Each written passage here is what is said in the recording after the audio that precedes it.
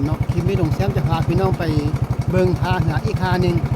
ว่าลุงแซมจะได้ไปบ่ไปบ้านที่ว่าลุงแซมนี่ไปนะว่ามันมีทางหาอยู่นี่ทางหนึ่งว่าเขาเจ้ามาเคยมานี้แล้วต้นทางเส้นนี้จะเป็นทางเส้นทางเข้าไปเจ้าเพชรเกลือนอีกลุงแซมจะไต่ทางนี้ไปพุ่นจะห้าวันเขาเฮ็ดเกลือนเพื่อนเราจะข้ามเข้าเบิ่งว่าเข้าทีเข้าเจ้าอีมาจะหาเงี้ยคุณบอทางเหนือเข้าน่ะอันว่าเข้ามาใครจะได้ไปคุณเข้าบ่มาใครจะได้ไปเอาไปเบิ่งกันพี่น้องจะเป็นหนทางนี่จะเป็นหนทางไป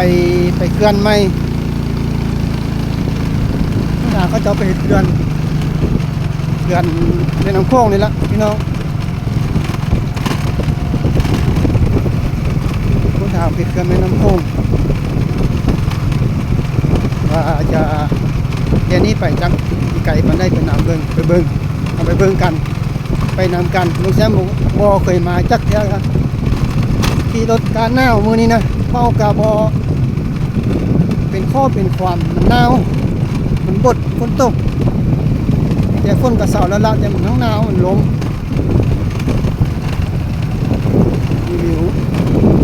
วิวงามวิวสวยพี่น้อง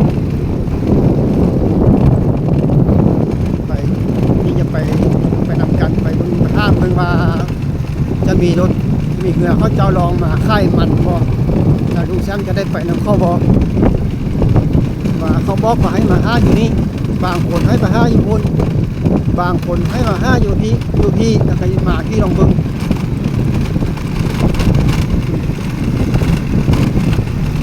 ทางนี้เป็นทางเหนือที่ช่องให้ลุงแซมนี่มา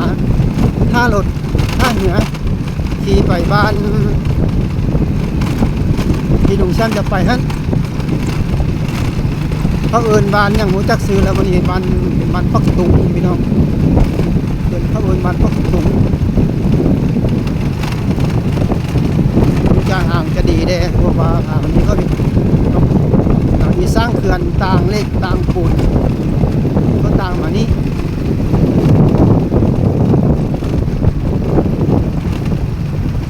จะให้วิวจะเอาวิวค่อนข้างให้พี่น้องเบิ่งไปนำกันนอกพี่น้องเบิ่งยาวๆไปนำกันจะเป็นต้นทางทางดีกันนะทางเส้นนี้นะก็เห็นดีเพราะเราไปเขื่อนเขาพ่นเครื่องพ่นคลองทุกอย่างเครื่องคลองแล้วเขาจะมาเห็นเขื่อนเข้ามานี่เมิดมาแต่ไทยคนละเครื่องไม่ได้จะมาแต่ไทยคน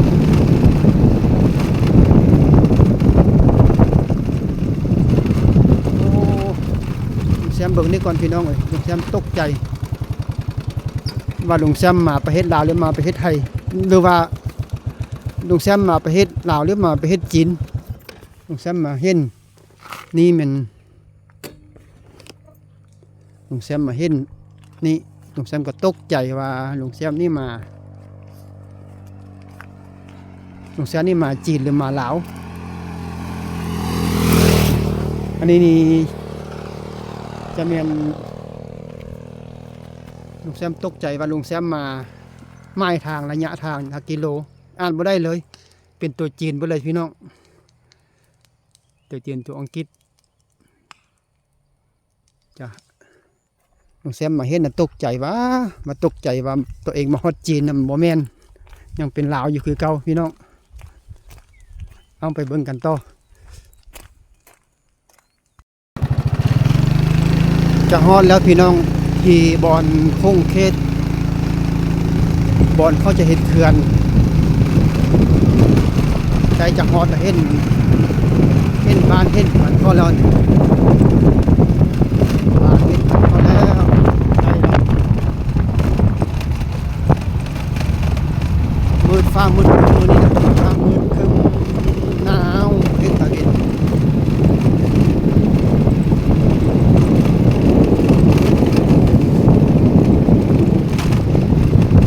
นี่จะเป็นงานเขาจะส่วนนั้น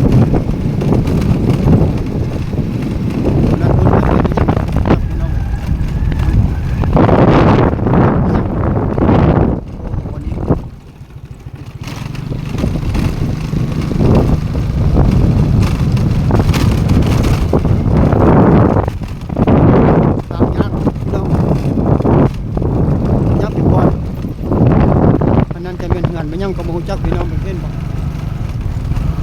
มืดทำให้เบิ่งจอดให้เบิ่งจะเป็นเฮือนยังก็บ่ฮู้เป็นเฮือนยังนี่คือว่าเป็นแนวนั้นเป็นเฮือนไม่ยังเป็นเฮือนจีนหรือเฮือนลาวจะเป็นเฮือนไม่ยังเขาเจ้าสร้างใหม่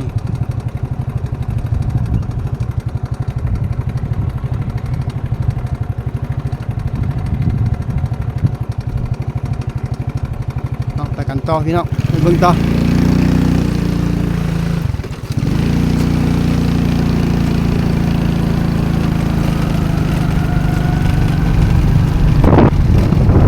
คุณจะเห็นผูเห็นผ้าคุณเห็นผ้าผูผ้าแล้วพี่น้องจะมี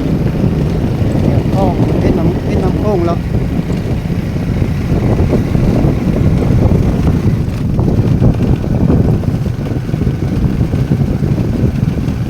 คุณจะเป็น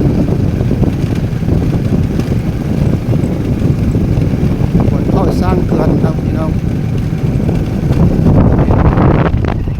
สร้างเขื่อนจะเป็นจีนสร้างเป็นจีนนี่มาสร้างเลยมีแต่ตรงชื่อจีนอยู่ใช่กันมีแต่ตรงชื่อจีน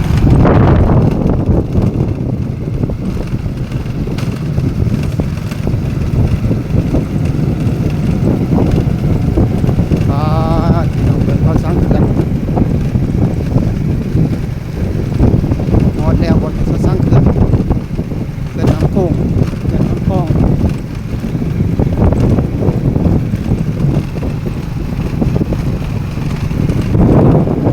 เป็นโครงสร้างมันครับพี่น้อง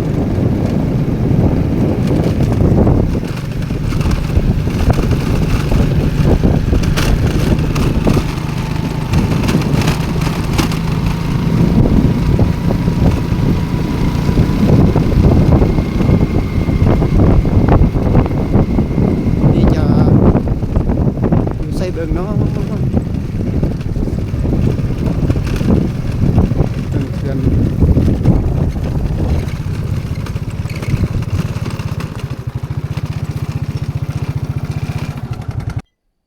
อันนี้จะเป็นบอนเข้าสร้างเขื่อนพี่น้องกำลังสร้างเขื่อนจะไปไกลก็ยันเขาบ่ให้หาย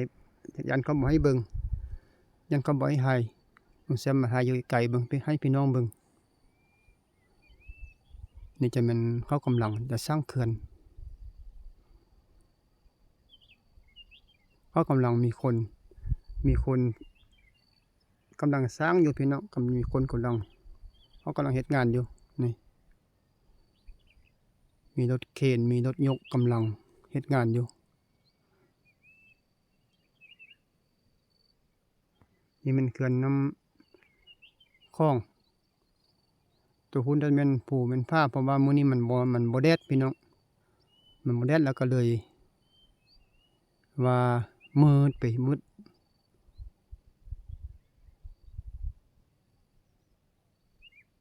เอาไปเบิ่งใกล้ๆมอหุ้นเนาะพี่น้องคันเขาจะให้เบิ่งบ่เบิ่งเฮาก็ได้ถ่ายจะได้ถ่ายคลิปให้น้องเบิ่งอีกตึมนี่พี่น้องอันนี้เป็นสถานที่เข้าเฮ็ดเขื่อนได้มาไกลแล้วห้ามเขาว่าเขาเลิกการเนาะถ่ายได้อยู่ว่าซั่นมาเบิ่งนี่เขาเฮ็ดเขื่อนน้ำคลองเขื่อนเนื้อปากหลายกำลังเขาตอนนี้เขาเลิกการเขาเลิกงานแล้วตอนเที่ยงแซมเข้ามาเบิ่งมาอีไปห้ามลงเรือนำเข้าไปบ้านปักตุงบอนลงแซมจะไปนั่นแล้วมาลงเรือนแล้วโมแมนหาเหืออยู่ใต้ฮะลองไปใต้เต็มก่อนมาสั่นมาแวหายนี่ให้พี่น้องเบิ่งอันนี้บอนเขาจะสร้างเขื่อนใหม่กำลังสร้างเขื่อนน้ำคลอง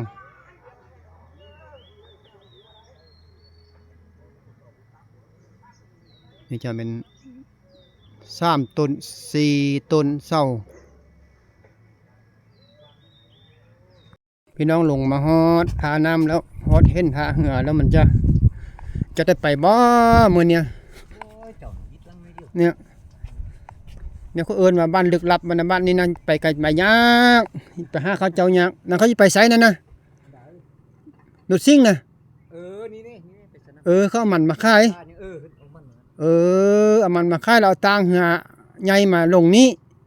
เอารถซิ่งลงแล้วไปให้เอาไปตางให้อีกดื่มเอาค่ารถซิ่งไปเลยเจ้านั้นรอเอามันเข้านี่บ่แม่นโอ้นี่มันเหือเขาเจ้าบ่พี่น้องเอ้ยเหี่ยเขาเจ้ามาขายมัน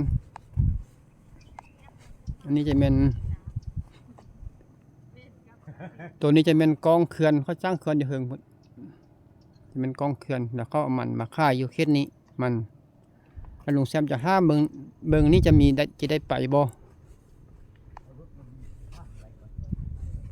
นี่เป็นเหือเขาเจ้าข้ามไปให้ไปเอามันอันนี้เขาเจ้ามาขายอันรถขึ้นนี่ก็ได้นำกว้างพี่น้อยเข้า5 ปู5 ปลาอยู่ก็มีนี่เห็นเข้า5 ปลาอยู่มื้อนี้คิดว่าอยู่บ่ได้ไปซั่นน่ะอีกลับหรืออีนอนก็บ่ฮู้เฮือลุงแซมก็บ่ฮู้เฮือคันบ่ได้ไปบ้านที่ว่าลุงแซมสิไปนั้นไปบ้านเถิงนี้ก็ได้ไปนอนนี้มื้อเช้าไปต่อคิดว่าแนวนี้เดี๋ยวเมื่อกี้นี่เหือเขาก็มาแล้วจ้ะว่าเขาสำไปแล้วบ่หันเข้าฟังไปเบิ่งบอลเขาเฮ็ดเขื่อนอยู่เขาไปก่อนแล้วคันมาไวได้อีหันเข้าเจ้าไปบ้านเถิงนี้อยู่นี่เฉพาะจำไปแล้วจังได๋ได้ไปบ่เนาะมื้อนี้เป็นลุงแซมบ้านนี่เป็นบ้านที่ลึกลับเพราะว่าไปยากก่อนนี้ไปหาเขาเจ้าน่ะยากบ่ยากเพราะว่าบ่มีเหือโดยสารมีแต่เหือส่วนตัวเขาก็บ่ฮู้เขาก็บ่ฮู้เฮาอีกไปแล้วเข้ากันยากจากอันนั้นเป็นเหือเข้าไปซื้อเครื่องซื้อของจากอันได้เป็นเหือ5อยู่5กินเข้าเฮาก็บ่ฮู้จักเขาก็บ่ฮู้เฮาก็บ่ฮู้เข้าพี่น้องไปหาเขายากนี่อันนี้จะเป็นเหือเขาเจ้าอีตั้งมันมาขายใส่รถซิ่งข้ามไปให้เขาอยู่พุ่นฟังกันพุ่นให้เขาเจ้าอยู่พุ่นเขาก็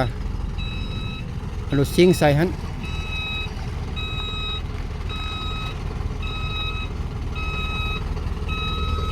อันนี้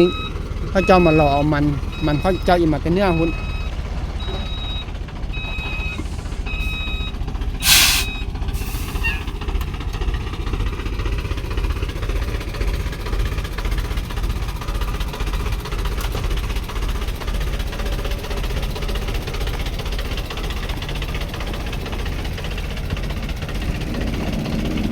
ป้าจะมาค่ายเครื่องอยู่นี่หนึ่ง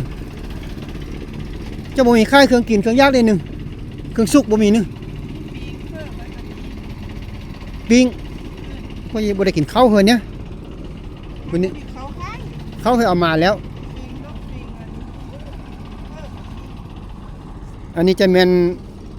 กองเขื่อนพี่น้องนี่เป็นเขื่อนอยู่มันเขาสร้างเขื่อนเขาสร้างเขื่อนมาอยู่ฮีเบิงจะเห็นดีเขาสร้างเขื่อนจะเห็นดีขนาดอยู่หินแต่ว่าเหือลุงแซมจะไปนี้จะขี่เหือลอดกองเขื่อนไปนี้ขึ้นไปพุ่นไปบนกองผ้าสูงๆพุ่นพอจะไปมื้อนี้แล้วสงสัยบ่ได้ไปฝั่งเมานี่นะว่าเขายิมามื้ออื่นเป็นมื้ออื่นเขาได้ไปจักเสียได้บ้านพักกับบ่มีอันนี้มันคงเคสเข้าให้ทางเนื้อพุ่นให้บอลบ้านลุงแซมจะไปคุณเขาจะเอามันมาขายอยู่นี้อื่นนี่เขาจะเอามันมานี่มันเคสเข้าต่างมันต่างหัวต่างมันเอามาลงวันนี้เบิ่งห้ายังกินก่อนไม่ได้กินเขาช่วยเขาง่ายเหรอเบิ่งเจ้าหมีปิ้งเนี่ยกับปิ้งนกเบิ่งปิ้งค่ายใช้ได้เก็บชั่วโมงนะมั้ยห่อได้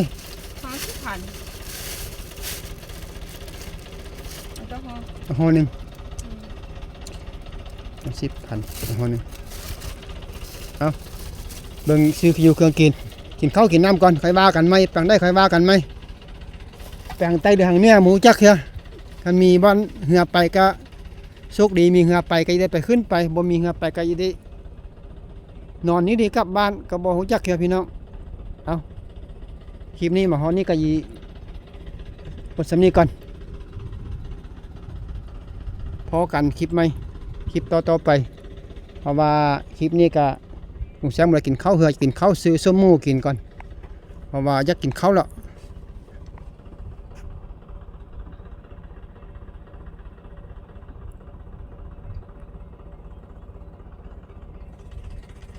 กำนันจะเป็นให้เป็นหูเข้าไปเบิดนี่ให้หมันให้ย่ำเข้าพี่น้อง